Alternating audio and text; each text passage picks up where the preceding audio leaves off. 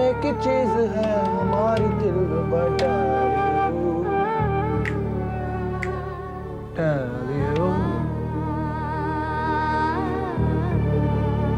संजू, ऐसी क्या खास बात है इस फाइल में? तुम जब से आई वैसे ही पढ़ी। किसी लवर का लव लेटर तो नहीं है जो तुम्हें मुझसे दूर ले जाएगा? हाँ, कुछ ऐसा ही समझो। क्या बोल रही हो यार? कबीर, मेरी कंपनी ने मुझे लव लेटर ही भेजा है और अगर मैं इसे एक्सेप्ट कर लूँ ना तो वाकई ये मुझे तुमसे बहुत दूर ले जाएगा। जो एक क्या कंपनी लव लेटर? प्लीज तुम मुझसे पहेलियां मत बुझाओ, साफ साफ बताओ कि माजरा है क्या? क्यों क्यों? अब क्या हुआ? पहले बहुत मजे से पूछ रहे थे ना। लो, खुद पढ़ लो।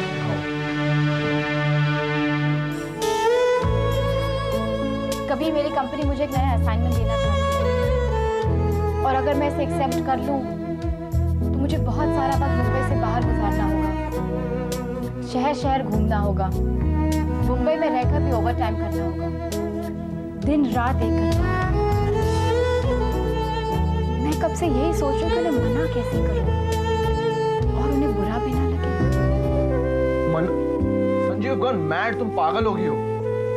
संजू, इंसान मुश्किल राहों पर चल चलकर जिंदगी में आगे बढ़ता है और इसमें तो तुम्हारी कंपनी साफ साफ लिखा है कि तुम्हारे अच्छे काम और तुम्हारी काबिलियत की वजह से वो तुम्हें इस जॉब के लिए सिलेक्ट कर रहे हैं। संजू, उनका पूरा विश्वास है तुम पर और तुम ये जॉब रिजेक्ट करना चाहती हो। Don't be stupid Sanju. लेकिन कबीर, मुझे चुनते वक्त शायद वो ये भूल गए थे कि मैं एक शादीशुदा औरत हूँ जिसका एक पति के अलावा घर में सास और ससुर भी है। अगर मैं ये जॉब को एक्सेप्ट कर लूँ तो जाहिर है कि मुझे ऑफिस में ज्यादा वक्त गुजारना पड़ेगा और उसका मतलब है घर में ज्यादा प्रॉब्लम्स। तुम तो जानती हो कि वैसे भी मम्मा मेरी ऑफिस के टाइमिंग से बहुत नाखुश है। अगर मैं घर में और देर से आने लगी तो संजू, इतनी सी प्रॉब्लम है तुम्हारी और खामखा तुम उसे इतना बनाई जा रही है। तुम्हें मम्मी की फिक्र है। यू डोंट वरी, मम्मी को मैं समझा दूं, ओके? कभी एक और प्रॉब्लम भी है। क्या संजू? ये जॉब मुझे तुमसे भी तो बहुत दूर रखेगा। हाँ, देखो, जब जब मेरे लिए पॉसिबल है ना, मैं तुम्हारे साथ तुम्हारे काम में तुम्हारा हाथ बटाऊंगा। इस तरह तुम्हारे काम का बोझ भी हल्का हो जाएगा और हम दोनों एक दूसरे के साथ वक्त भी गुजार सकेंगे।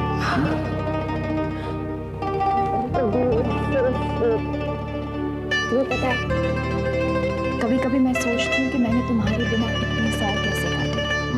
ये तो सोचने वाली बात है, पर इसका भी सॉल्यूशन है मेरे पास। क्या? अभी बताऊंगा।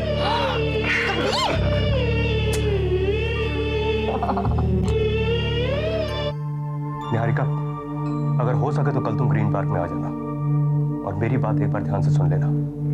उसके बाद तुम्हारा जो भी फैसला होगा वो मुझे मंजूर होगा।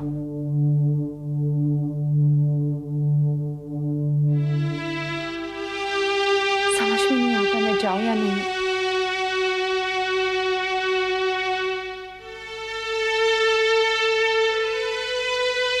निहारिका बेटे, तेरे साथ जो हुआ सुनकर बड़ा दुख हुआ। मैंने योगेश को देखा था, उसके खड़े होने के अंदाज से मुझे लगा था वो झूठ बोल रहा था। क्या तन के बात कर रहा था, किस तरह से नीलम भाभी से बात कर रहा था वो, मुझे तो अपने कानों पे यकीन नहीं हो रहा था। मैं तुझसे मिलने जाती, अब तक कुछ तय नहीं किया। मैं तेरी जगह होती तो कभी नहीं जाती। इस तरह के झूठे लोग बड़ी चालाकी से जाल बुनते हैं और तुझ जैसे बुरी लड़कियों को फंसाते हैं।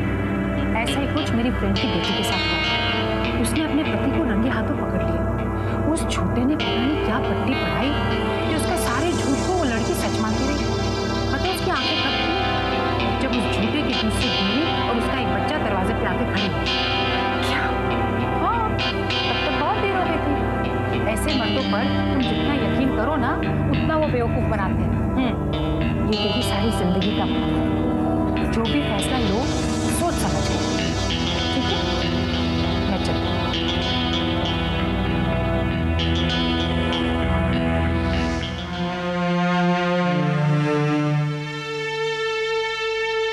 मैंने पहले भी योगेश के झूठ पर यकीन करके उसे मौका दिया था, मगर इस बार नहीं, कभी नहीं।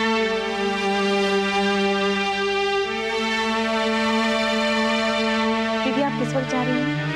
कहाँ? योगेश जी से मिलने। मैं योगेश से नहीं मिलूंगी। क्या? राहुल जरा सुनो। जी डैड। जरा बैठो, मैं तुमसे कुछ बात करना चाहता हूँ। किस बारे में डैड? तुम्हारे भविष्य के बारे में, तुम्हारी जिंदगी के बारे में। डैड, मैं कुछ समझा नहीं। आखिर कब तक ऐसा चलता रहेगा? प्लान्स और प्रपोजल बनाते रहोगे और वो रिजेक्ट होते रहेंगे। क्यों इस तरह से अपनी जिंदगी बर्बाद कर रहे हो? वक्त रेत की तरह हाथों से निकलता जा रहा है और तुम्हारे कानों में जू तक नहीं रही। डैड, आप साफ साफ कहिए क्या कहना चाह रहे हैं। साफ साफ बात यह है कि तुम कहीं एक नौकरी ढूंढ लो। जब मैं आपको पहले भी कह चुका हूं डैड कि मुझे नौकरी में कोई इंटरेस्ट नहीं है, तो फिर आप एक ही बात को बार बार क्यों दोहराते हैं? क्योंकि मैं अच्छी तरह जानता हूं कि तुम्हारी जिंदगी का 1 साल और निकल जाएगा, मगर तुम्हारे प्लान्स का कुछ नहीं होगा। क्यों नहीं होगा डैड? क्यों नहीं होगा? सिर्फ इसलिए कि विशाल भैया ने मेरे प्रोजेक्ट पे पैसा लगाने से इनकार कर दिया, इसका मतलब ये तो नहीं कि कोई और तैयार नहीं होगा। ख्याली पुलाव पकाना छोड़ दो और असलियत का सामना करना सीखो। जब किस्मत तुम्हारा साथ नहीं दे रही तो क्यों लड़ते हो किस्मत के साथ? मैंने कम कोशिश की है क्या? सिर्फ आपके साथ कुछ अच्छा ना हो सका डैड, इसलिए आप चाहते हैं कि मैं भी अपनी कोशिश छोड़ दूं? राहुल! पापा जी, एक बार राहुल भैया को कोशिश तो करने दीजिए। लेकिन कौन देगा इसे मौका? कौन लगाएगा इसके प्रोजेक्ट में पैसे? दादाजी, शायद दादाजी पैसा लगाने को तैयार हो जाए। इम्पॉसिबल, वो कभी नहीं मानेंगे। पर पापा जी, एक बार कोशिश करने में क्या हर्ज है?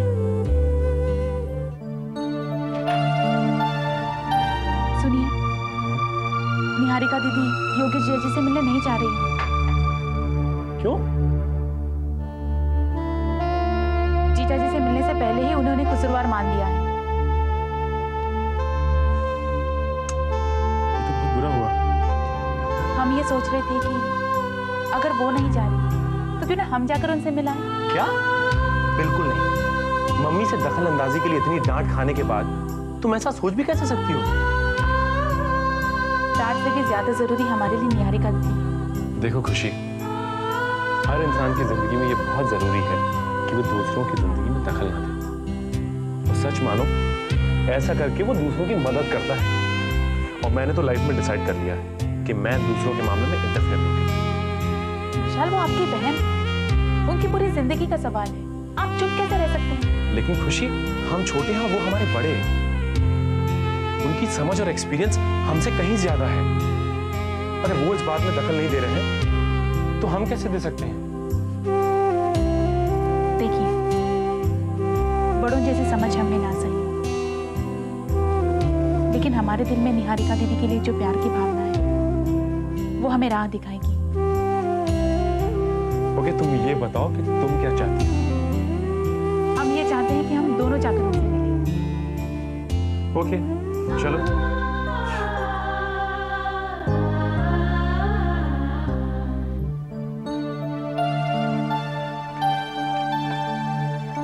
अरे पुत्र जी, नौकर को बोल दिया होता, वो खाना ले आता। नहीं दादाजी, मुझे आपके लिए खाना लाना अच्छा लगता है। बैठ मेरे को। भाई बहुत बहुत मुबारक हो। तेरे माँ बनने की खबर सुनकर दिल खुश हो गया। हूं तू मेरे लिए अलग से खाना बनाना छोड़ दे। नहीं दादाजी, जब तक बना सकती हूँ मैं ही बना कर लाऊंगी। बहुत जिद्दी है तू, और सियानी और मेहनती भी। हमारा तुषार बड़ा ही खुशकिस्मत है तो उसे तुझ जैसी पत्नी भी। उस दिन मैंने तुषार को विशाल के कमरे से बाहर निकलते देखा था। कुछ बड़ा ही फिक्रमंद सा लग रहा था। सब ठीक तो है ना? हाँ दादाजी, तुषार विशाल भैया के कमरे में गए थे राहुल भैया की बिजनेस प्रोजेक्ट रिपोर्ट लेकर। राहुल की बिजनेस प्रोजेक्ट रिपोर्ट? हाँ, राहुल भैया बिजनेस शुरू करना चाहते हैं, लेकिन विशाल भैया उसमें पैसे लगाने को तैयार नहीं है। दरअसल मैं आपसे इसी सिलसिले में बात करना चाहती थी, पर समझ नहीं आ रहा था कैसे शुरुआत करूं। पुत्र जी, तेरे दिल में जो कुछ है ना, तू बेझिझक होकर बोल। दादाजी, तुषार ने राहुल की रिपोर्ट बहुत अच्छी तरह से स्टडी की है। उनके हिसाब से प्रोजेक्ट में बहुत दम है। तो मैं सोच रही थी अगर आपको सही लगे और आप एक बार वो प्रोजेक्ट को देख लें तो आप प्रोजेक्ट में पैसे लगाकर राहुल भैया की मदद कर सकते हैं।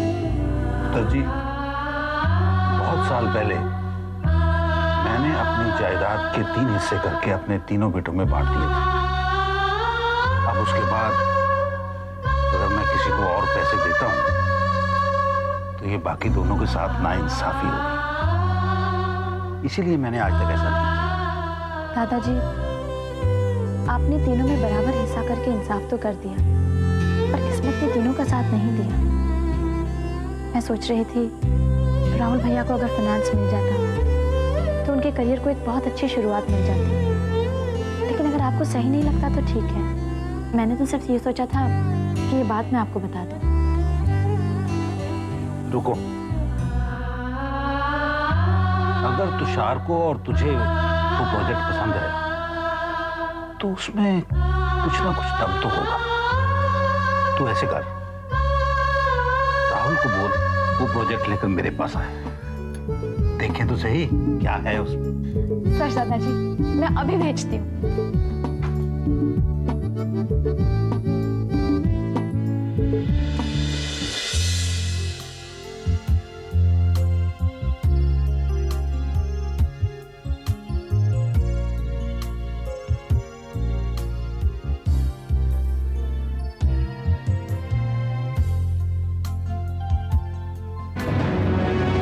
निहारिका का निहारिका नहीं है।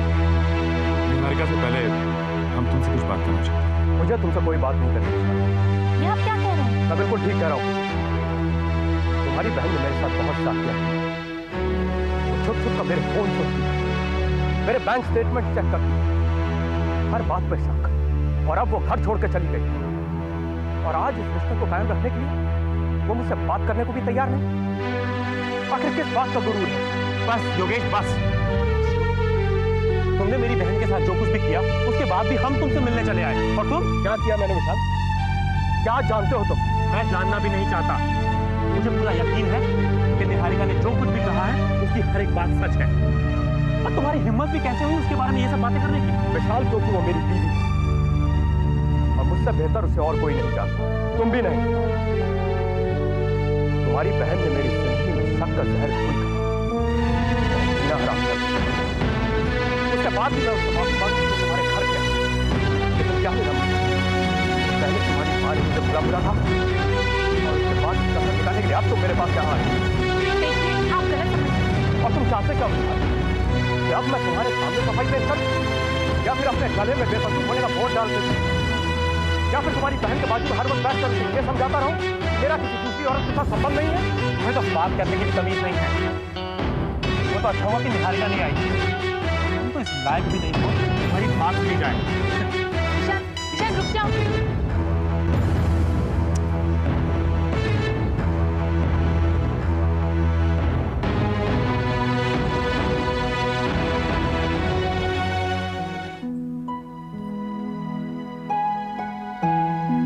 आपने बुलाया बाबूजी?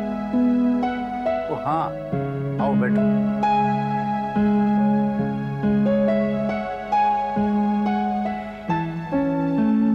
बाबूजी, आपने बुलाया तो मैं तो डरी गई थी। मुझे लगा आपकी तबीयत तो खराब नहीं होगी, इसीलिए मैं आई। तेरी तबीयत तो की हो यार, भला चंगा तो हूं। दरअसल मैंने विक्रम को एक खास काम के लिए बुलाया था। आप खास बात कर लीजिए, मैं चलती हूँ।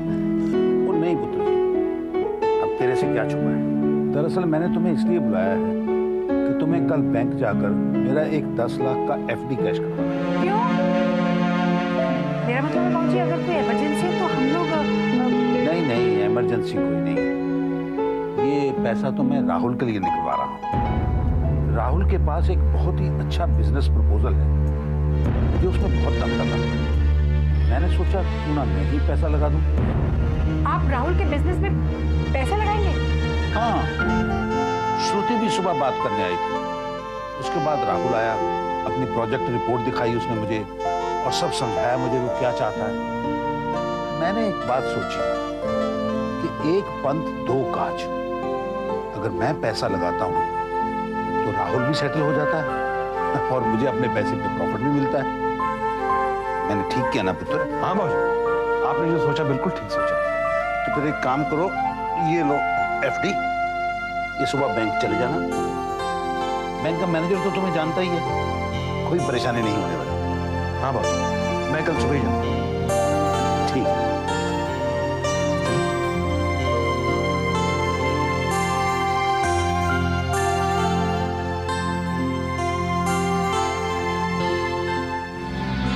बहुत गलत किया बाबूजी ने। जब जायदाद 3 हिस्सों में बढ़ चुकी है तो राजन के बेटे को पैसे देने का क्या मतलब? शीतल, उनके पैसे उनकी मर्जी, जैसे चाहे वैसे खर्च करें। अच्छा, जब कबीर के बिजनेस के लिए हमने पैसे मांगे थे उन्होंने मना कर दिया था और आपने कहा था उनके पैसे उनकी मर्जी, तब मैं चुप हो गई थी। अब मैं चुप नहीं रहूंगी। तो क्या कर लोगे तुम? हाँ? कबीर की बात अलग है। उस वक्त हमारे पास पैसे थे 100 थे, लेकिन बेचारा राज खुद का कर्जा नहीं चुका पाता, कहाँ से देगा राहुल को पैसे? बाबूजी ने जो किया बिल्कुल सही किया। अच्छा, घुमा फिरा के बात करने से गलत बात सही नहीं हो जाती। आप देखना, जब नताशा का अमेरिका जाने का वक्त आएगा ना तो बाबूजी हमारी मदद बिल्कुल नहीं करेंगे। तब देख लेंगे, चलो। अरे तब की तब क्यों देखेंगे? मैं अभी बता दूँ। आप जी बाबूजी, बिल्कुल ठीक है, आपने बाबूजी कहकर आ जाऊंगी, क्योंकि आपका मुंह तो बाबूजी के सामने खुलता नहीं। अब जो कुछ करूंगी मैं करूंगी, समझे आप? हाँ।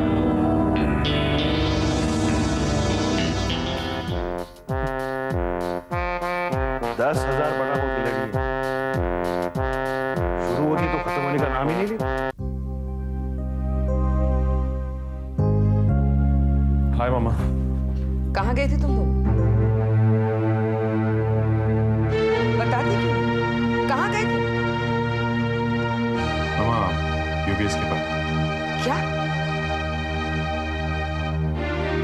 क्या बात हुई उससे? मामा, बात होने से पहले ही वो भड़क गया, कहने लगा कि निहारिका क्यों है।